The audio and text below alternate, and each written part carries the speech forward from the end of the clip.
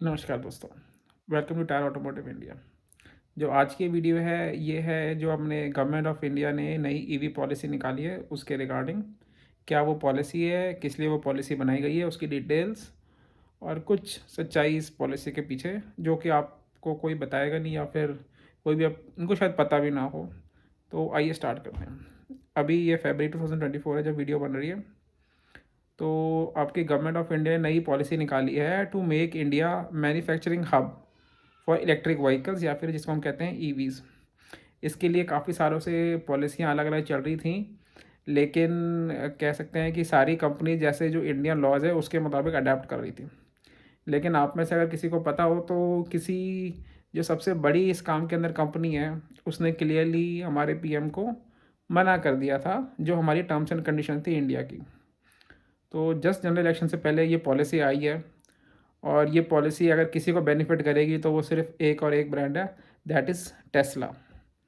Elon Musk now owns X formerly known as Twitter. तो अब आप लोग खुद अपने डॉट्स को ज्वाइन कर सकते हैं कि ये जो पॉलिसी निकली है ये किसको बेनिफिट करेगी, क्योंकि ज़्यादातर वर्ल्ड की सारी नॉन ब्रांड्स हैं वो हमारे यहाँ सेल कर रही है, अच्छी सेल कर रही हैं और उनको ज़्यादा दिक्कत नहीं हो रही है और इनको इम्पोर्ट्स के लिए कोई ज़्यादा नीड नहीं है। तो ये पॉलिसी इस टाइम पे लाने का बेनिफिट बेसिकली किसको मिलता है? तो एक सिर्फ़ और सिर्फ टेस्ला है जिसने साफ साफ मना कर दिया था जो हमारे गवर्नमेंट ऑफ इंडिया की पॉलिसी है उसको मानने से। तो आइए पॉलिसी के बारे में बात करते हैं और आपको थोड़ा डिटेल में समझाते हैं क्या है। शुरू करते हैं। तो जो पॉलिसी आई है वो आई है आपकी minimum investment of 4150 crore with no cap to maximum investment. मतलब जो आपकी मैक्सिमम इन्वेस्टमेंट रहेगी उसके लिए कोई कैप नहीं है, लेकिन जो आपका मिनिमम इन्वेस्टमेंट है that has to be 4150 crore. 3 years का आपको टाइमलाइन दिया गया है। इसके अंदर मैन्युफैक्चरिंग फैसिलिटी सेटअप करने के इंडिया के अंदर कॉमर्शियल प्रोडक्शन ऑफ ईवीज़ के लिए 50% domestic value addition to reach within 5 years at the maximum. मतलब 5 साल के अंदर आपको ये स्टार्ट करना ही करना है प्लांट, इससे ज़्यादा आप टाइम नहीं ले सकते हैं इसके अंदर। और जो इनिशियली सेटअप करते हैं एक प्लांट का उसके लिए 3 ईयर्स का कैप है। तो 3 साल के अंदर अंदर आपको उसका मतलब स्टार्ट करना है मैन्युफैक्चरिंग का जो प्रोसेस है, अदरवाइज़ आपको इसका बेनिफिट नहीं मिलेगा। इसके बाद में प्रमोट करने के लिए ईवीज़ की ये आपकी पॉलिसी है। मिनिमम इन्वेस्टमेंट मैंने आपको बता ही दी है, मैक्सिमम के लिए कोई है नहीं। टाइमलाइन 3 ईयर्स आपको मैंने बता ही दिया है। और इसके अलावा आपके localisation level of 25% by 3rd year.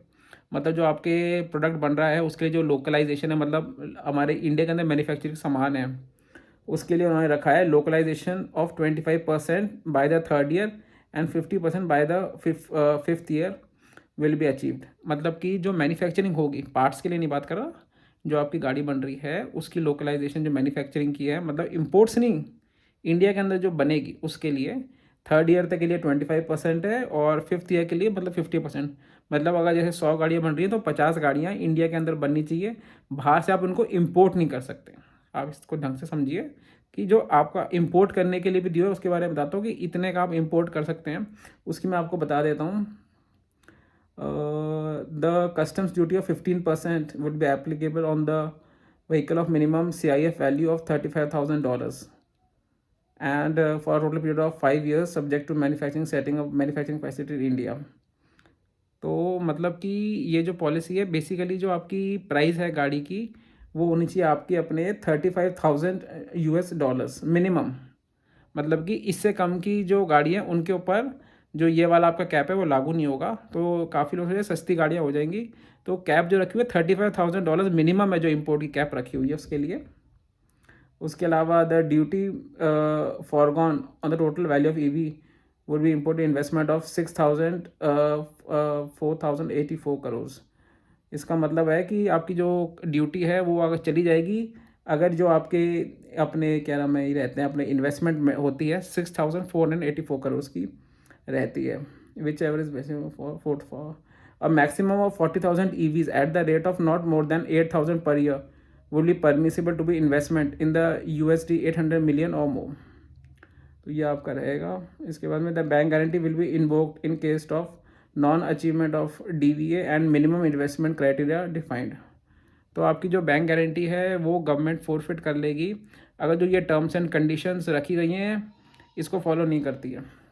तो इससे बेनिफिट क्या होता है, देखिए कुछ चाइनीज़ ऑटो मेकर्स हैं जिनको भी इसके अंदर बेनिफिट हो सकता है, अगर जो हमारे इंडियन बिजनेसमैन हैं वो इसके अंदर उनके साथ मिलके कह सकते हैं कि अपना एक जॉइंट वेंचर करें, उनके लिए हो सकता है। अदरवाइज़ जो ब्रांड्स टोटली ब्रांड ही, जैसे आपकी फोर्ड हो गई, आपकी मर्सिडीज़ हो गई, BMW हो गई, ऑडी हो गई, तो ये टोटली ओन्ड है, ये कभी जॉइंट वेंचर में जाती नहीं है। इंडिया के अंदर ब्रांड्स के साथ ये कर सकती हैं पर वैसे नहीं करती हैं।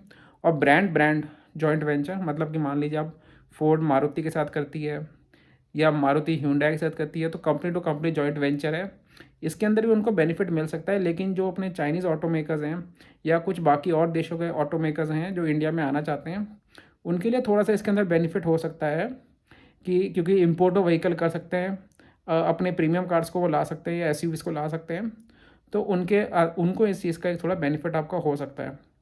बाकी ये जो सर्कुलर है ये आपकी गवर्नमेंट ऑफ इंडिया की वेबसाइट पे अवेलेबल है, तो वहाँ पे आप जाके देख सकते हैं। पर बेसिकली आपका जो मोटा मोटा रहेगा वो आपकी ईवी पॉलिसी ये वाली है। तो जो भी टेस्ला की वेट कर रहे थे, मैं तो साफ बात करूँगा, जो भी टेस्ला की वेट कर रहे थे तो वेट बहुत जल्दी ओवर होने वाली है और टेस्ला इंडिया के अंदर आने वाली है। इसके अलावा कोई आपके क्वेश्चंस हैं तो नीचे दिए हुए कमेंट सेक्शन में हमको कर सकते हैं। Thank you friends.